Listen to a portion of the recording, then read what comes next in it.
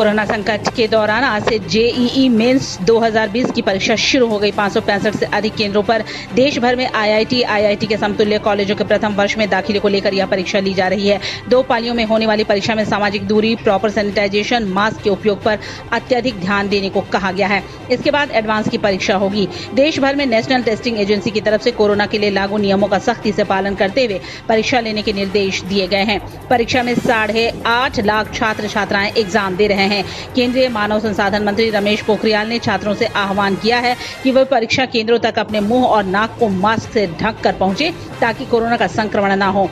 परीक्षा केंद्रों पर सभी तरह के एहतियात बरतने के भी निर्देश दिए गए हैं। यहाँ यह बताते चले कि सुप्रीम कोर्ट ने परीक्षा लेने का आदेश दिया था।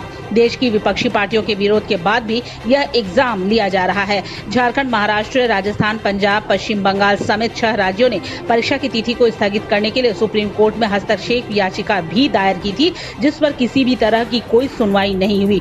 इतना ही नहीं, कांग्रेस अध्यक्ष सोनिया गांधी ने भी वीडियो कॉन्फ्रेंसिंग के जरिए 7 राज्यों के मुख्यमंत्रियों के साथ बैठक कर इस एग्जाम पर आपत्ति जाहिर की थी।